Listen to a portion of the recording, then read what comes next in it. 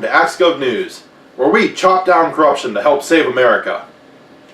One of the biggest divisions in American politics today is the issue of abortion. And today I'm going to provide America with the solution to the problem, after laying out some basic observations about the problem first. In order to solve this problem, I think both sides are going to need to understand a few things.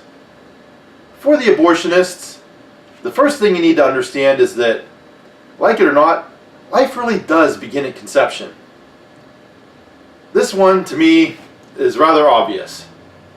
Robots and computers aside, only living organisms keep growing and developing for years, so yes, a fetus is alive.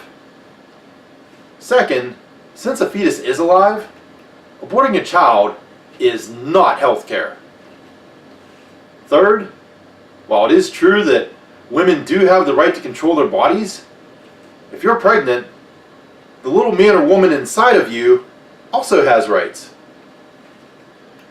In fairness, I think the pro-lifers also need to make some concessions.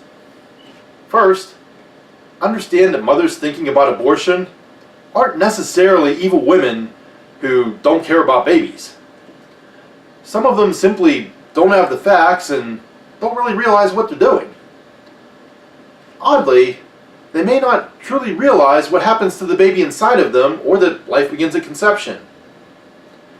They may not know what help is available or all the types of adoption available to them. Also, pro-lifers, I know you're not going to like to hear this, but you simply can't hope to save babies by outlawing abortion. Remember the lesson learned from the Prohibition era when the U.S. tried to ban alcohol? How well did that work out? If a woman wants an abortion, she'll find a way to get it. She'll find a doctor to do it legally, do something harmful to her own body in an attempt to kill the child, or travel to another country where abortion is legal. FYI, it's legal throughout Canada and in some Mexican states too. Regardless, the unfortunate truth of it is, the baby still ends up dead. This is a battle that must be won by the heart, not by force. Also, while there is a young child inside the mother who has rights, let's not forget that the mother still has rights to her body too, and that fact cannot be ignored. Finally, what I think both sides need to realize is that demanding vastly different courses of action from your government isn't going to get anyone very far. Let's face it, the system is corrupt.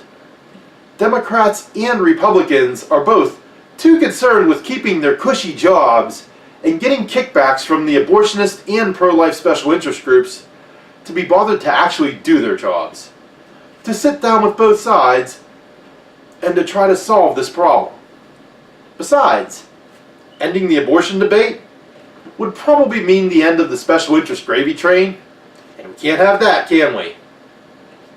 So both sides are going to have to get together and decide on one course of action and ensure that politicians follow it on threat of losing their jobs from both sides at the ballot box if they don't follow through. Now, I've carefully taken all of this and more into consideration, and I've created what I believe to be a best case compromise that, while not making either side completely happy, comes as close to that ideal as possible, so that hopefully we can put an end to this issue and so that our country can move on to other problems.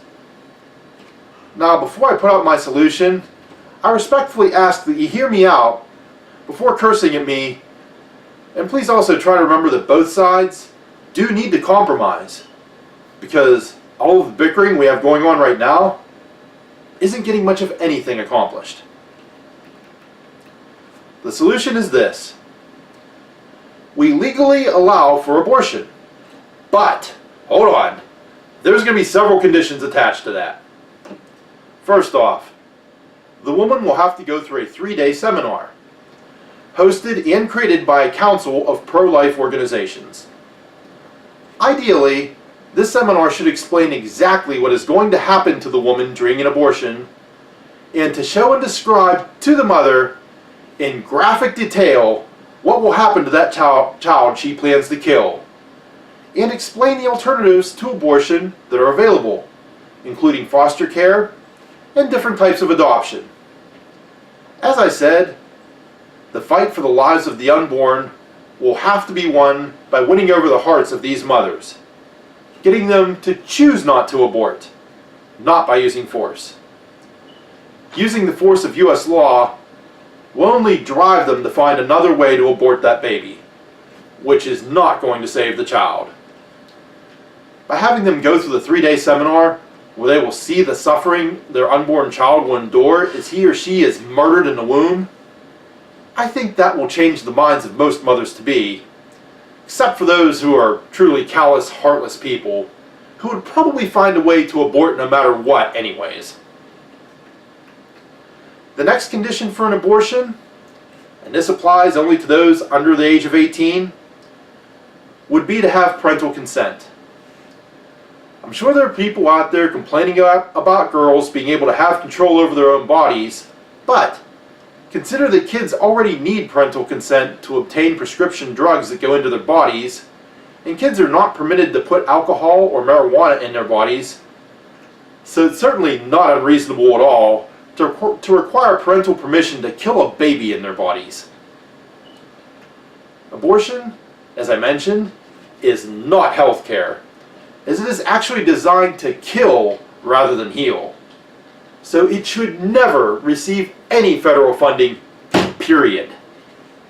Any organization that provides this quote-unquote service should not receive any tax dollars either. If someone wants an abortion, it's up to them to pay for it, not the entire country. I want to take a moment to tell the politicians out there who are receiving tax dollars from Planned Parenthood and other abortion providers that cashing in on thousands of murdered unborn babies for money and political power is truly disgusting. And I cannot begin to imagine what fate awaits you in the world beyond this one for your evil acts of mass destruction of babies. Sorry, I just had to put that out there. Folks, let me say now, I truly do not want to see unborn babies murdered, but outlawing the practice will only seek to drive away mothers who may not be aware of what it is they're really doing. They're only thinking that they are not ready to be moms. They may not realize they are harming a living human baby inside of them. They may not realize there is help available for them to help them raise the baby, or that there are other parents out there willing to raise the baby instead. Oddly, by allowing abortion with these conditions, these uninformed moms will get access to this information, which may convince them not to abort and save the lives of many babies. For the hardcore abortionists out there, this will still allow you to get an abortion if that is your choice, because unfortunately, I recognize the fact that some women simply don't care about having a human being inside of them and will get an abortion no matter what. Overall, I think all of this will result in less abortions than before, and I feel that it's the best compromise for everyone involved. So America, let's work together and get this done so we can move on to other critical decisions facing the USA. Thank you for watching AxeGov News today, and I hope you will join us next time when we chop down more corruption to help save America. And if you want to help chop down more corruption and help save America, then make sure you subscribe to AxeGov so you'll be able to see those AxeGov episodes as soon as possible. Thank you very much for your help, and have a great day.